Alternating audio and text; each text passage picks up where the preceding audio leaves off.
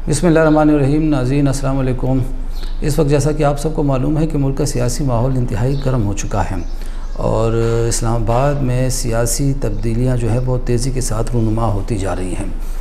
वज़ीर-ए-आज़म के ख़िलाफ़ तहरीक एतमाद पेश की जा चुकी है और आज आप सब ने सुना कि वो जो अहम हुकूमती हलीफ जमात थी MQM, उसने भी हुकूमत का साथ छोड़ दिया है और अब न सिर्फ़ वज़ीर-ए-आज़म इमरान ख़ान बल्कि पाकिस्तान तहरीक इंसाफ की जो PTI की जो हुकूमत है वफाकी उसका और साथ में अब असम्बलियों का मुस्तकबिल भी एक सवालिया निशान बनता जा रहा है। नाज़रीन, आज की मुख्तसर रिपोर्ट में हमने ये देखना है कि पाकिस्तान में इस वक्त तक कितनी कौमी असम्बलियाँ गुजर चुकी हैं और उन असम्बलियों का क्या अंजाम हुआ। इसके बाद हमने मुस्तकबिल करीब में तमाम असम्बलियों पे अलग अलग छोटे छोटे प्रोग्राम करने हैं ताकि पता चले कि पहली असम्बली में क्या था, दूसरे में क्या था, तीसरे में क्या था। इस वक्त हम मुख्तसर रिपोर्ट अगर देखें तो पाकिस्तान की पहली कौमी असम्बली उस वक्त दस्तूरसाज असम्बली कहलाती थी। ये वो असम्बली थी जिसके इलेक्शन क़याम पाकिस्तान से पहले 1946 में हुए थे। 1946 की असम्बली जब कायम हुई उसके एक साल बाद आपने देखा कि क़याम पाकिस्तान अमल में आया और उस कौमी असम्बली के जो मेंबरान पाकिस्तान चले आए थे, उस दस्तूरसाज असम्बली की जो हिंदुस्तान की मुश्तरका दस्तूरसाज असम्बली थी उसके जो मेंबरान पाकिस्तान आ गए थे वो पाकिस्तान की कौमी असम्बली के मेंबरान बन गए और जो भारत में रह गए थे वो भारत की कौमी असम्बली के मेंबरान बन गए। पहली दस्तूरसाज असम्बली जिसको पाकिस्तान की पहली कौमी असम्बली भी कहा जाता है, उसमें सिर्फ दो जमातें थीं, पाकिस्तान मुस्लिम लीग और इंडियन नेशनल कांग्रेस। इस असम्बली ने आइन बनाना था, बदकिस्मती से वो आइन साजी में नाकाम रही और फिर ये असम्बली 1954 में गवर्नर जनरल ग़ुलाम मोहम्मद का शिकार हुई। ये पाकिस्तान की पहली असम्बली थी जो तोड़ी गई वक्त से पहले। इस पर गैर जमहूरी वार किया गया। इसके अगले बरस पाकिस्तान की दूसरी कौमी असम्बली के इलेक्शन हुए और आप ये जान के आपको बहुत हैरत होगी कि उस दूसरी असम्बली के लिए वोट आम लोगों ने नहीं डाले थे। जी नाज़रीन, आम लोगों ने वोट नहीं डाले थे। उस दूसरी असम्बली का क़याम अमल में लाते वक्त मुताल्लिका सूबाई असम्बली के मेंबरान को वोटर बनाया गया था, यानी पाकिस्तान के लोगों को ये वोट का हक़ नहीं दिया गया था।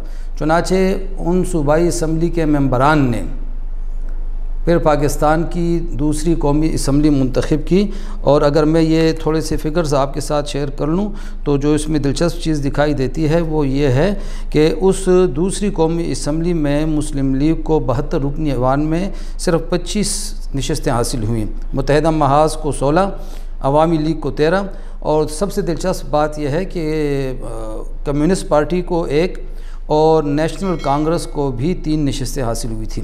पाकिस्तान की ये दूसरी कौमी असम्बली कई लिहाज से अहम साबित हुई और इस असम्बली ने ही आइन मंजूर किया और ताहम हमने अब इस असम्बली पे ज़्यादा नहीं, हमने असम्बलियों के अंजाम को देखना है कि 14 असम्बलियों का क्या अंजाम हुआ। पाकिस्तान की दूसरी असम्बली भी अक्टूबर के महीने में ही 1958 में गैर जमहूरी अमल का शिकार हुई और इस असम्बली को भी रुखसत कर दिया गया। जनरल अयूब खान ने इक़्तिदार संभाला तो जनरल अयूब ने 1962 में अपना आइन दिया। 1962 के आइन के तहत इलेक्शन हुए और यूँ पाकिस्तान की तीसरी कौमी असम्बली मारज़ वजूद में आई। ये तीसरी कौमी असम्बली काफ़ी अरसे तक जारी रही और फिर जब मार्च 1969 में जनरल याहिया खान ने मार्शल लॉ लगाए तो पाकिस्तान की तीसरी कौमी असम्बली भी उसकी नज़र हो गई। यूँ हम देख रहे हैं कि पहली तीनों कौमी असम्बलियों ने अपनी अपनी आइनी मियाद पूरी नहीं की शायद। नाज़रीन, 1970 में पाकिस्तान के बाद पहली मरतबा बालिग़ हक़ के राय दही की बुनियाद पर इलेक्शन हुए और 1970 की जो असम्बली थी वो पाकिस्तान की चौथी कौमी असम्बली कहलाती थी। ये चौथी कौमी असम्बली लेकिन बदकिस्मती से ये एक मशरक़ी और मग़रिबी पाकिस्तान की चूँकि मुश्तरक असम्बली थी लेकिन इसका मुश्तरक इजलास मुनक़िद नहीं हो सका, मशरक़ी पाकिस्तान हमसे अलग हो गया। बाद अज़ां इसी असम्बली ने आइन बनाया और इस आइन के तहत दिलचस्प अमर यह है कि 1970 में असम्बली मुंतखब हुई थी लेकिन उस आइन के तहत इस असम्बली की मियाद फिर शुरू की हुई 14 अगस्त 1973 को। गोया इस असम्बली ने फिर 1978 तक, अगस्त 1978 तक काम करना था, लेकिन जुल्फ़िकार अली भुट्टो ने बाज़ दोस्तों के मशवरे पे कबल अज़ वक्त असम्बली तहलील करके इलेक्शन का ऐलान किया। मार्च 1977 में इलेक्शन हुए। नाज़रीन, यूँ पाकिस्तान की वो जो चौथी असम्बली थी वो भी मुद्दत पूरी किए बग़ैर ख़त्म हो गई।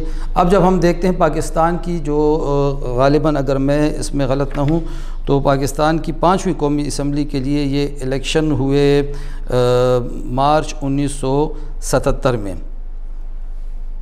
मार्च 1970 के नतीजे में जो असम्बली वजूद में आई वो पाकिस्तान की मुख्तसर तरीन मुद्दत के लिए असम्बली साबित हुई और महज चंद माह बाद जुलाई में इस असम्बली को जनरल ज़िया उल हक़ ने रुख़सत कर दिया। नाज़रीन, यहाँ पे मैं आपको ये भी एक दिलचस्प बात बताऊँ कि पाकिस्तान की फिर 1977 के बाद जो लिस्ट में हमें असम्बली नज़र आती है वो भी कोई मुंतखब असम्बली नहीं थी। ये 24 दिसंबर 1981 को जनरल मोहम्मद ज़िया उल हक़ ने एक सदारती हुक्मनामे 15 के तहत एक मजलिस शूरा तश्कील दी। और हैरत की बात यह है कि इस मजलिस शूरा को आज भी कौमी असम्बली की वेबसाइट पर कौमी असम्बलियों की फ़हरिस्त में रखा गया है। जिसके बाद 1985 में, मार्च 1985 में पाकिस्तान की अगली कौमी असम्बली के लिए इलेक्शन हुए। गैर जमाती बुनियादों के तहत इलेक्शन हुए, लेकिन ये असम्बली भी मुद्दत पूरी किए बग़ैर ही 29 मई 1988 को जनरल ज़िया उल हक़ के गैर आइनी इक़दाम का शिकार हुई। 1988 में, नवंबर 88 में फिर कौमी असम्बली के इलेक्शन होते हैं। ये असम्बली जिसके नतीजे में मोहतरमा बेनज़ीर भुट्टो इक़्तिदार में आती हैं, ये असम्बली महज 18 महीने चली और ये असम्बली भी फिर 18 माह बाद अगस्त 1990 में रुख़सत कर दी गई। अक्टूबर 1990 में नौवीं कौमी असम्बली मुंतखब हुई, 3.5 साल चल सकी और जुलाई में फिर इसको ख़त्म कर दिया गया।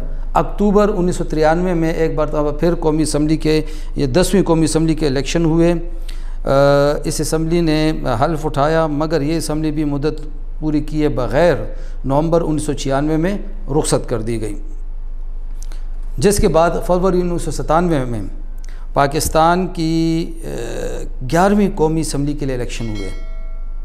ये असम्बली भी वक्त पूरा नहीं कर सकी और इस असम्बली को भी वक्त से पहले जनरल परवेज़ मुशर्रफ ने रुख़सत कर दिया। नाज़रीन, पाकिस्तान की पहली असम्बली जिसको अपनी आइनी मुद्दत पूरी करने का एज़ाज़ हासिल हुआ वो 2002 के इलेक्शन में मुंतखब हुई थी। 2002 के इलेक्शन में मुंतखब होने वाली इस असम्बली ने फिर 2008 तक काम किया और यूँ 2007 तक काम किया और यूँ ये असम्बली पहली मरतबा आइनी मुद्दत पूरी करने वाली एक असम्बली बन गई। और इसके बाद खुशकिस्मती से फिर यूँ नज़र आने लगा कि असम्बलियाँ अपनी आइनी मुद्दत पूरी कर रही हैं, अगरचे इस दौरान किसी भी वज़ीर-ए-आज़म ने अपनी आइनी मुद्दत पूरी नहीं की। ये भी बहुत दिलचस्प अमर है कि असम्बली ने आइनी मुद्दत पूरी की, लेकिन इस दौरान 2 या 3 वज़ीर-ए-आज़म बदल गए थे। इसके बाद जो 2008 के इलेक्शन में असम्बली मुंतखब हुई और उसके बाद जो 2013 के इलेक्शन में असम्बलियाँ मुंतखब हुई, उन दोनों असम्बलियों ने भी अपनी अपनी आइनी मुद्दत पूरी की। यूँ हम देख रहे हैं कि पाकिस्तान की 14 कौमी असम्बलियों में से सिर्फ 3 ने अपनी आइनी मुद्दत पूरी की 5 साल, बाकी किसी असम्बली ने आइनी मुद्दत पूरी नहीं की। अब पाकिस्तान की ये जो 15वीं कौमी असम्बली है, अब देखना ये है, सबकी नज़रें इसी पे हैं कि क्या वज़ीर-ए-आज़म इमरान ख़ान की रुख़सती के बाद ये असम्बली अपनी आइनी मुद्दत पूरी कर पाती है या नहीं। इसको हम कह सकते हैं कि लाखों करोड़ों रुपए का सवाल है और इसी का जवाब तलाश करने की हम अगले प्रोग्रामों में कोशिश करेंगे। और साथ ही नाज़रीन, अगले प्रोग्रामों में पहली कौमी असम्बली से लेकर इस 15वीं कौमी असम्बली तक हर असम्बली की मुख्तसर सी तारीख़ और इस उन असम्बलियों ने क्या क्या काम किया वो बताने की कोशिश करेंगे इंशाअल्लाह।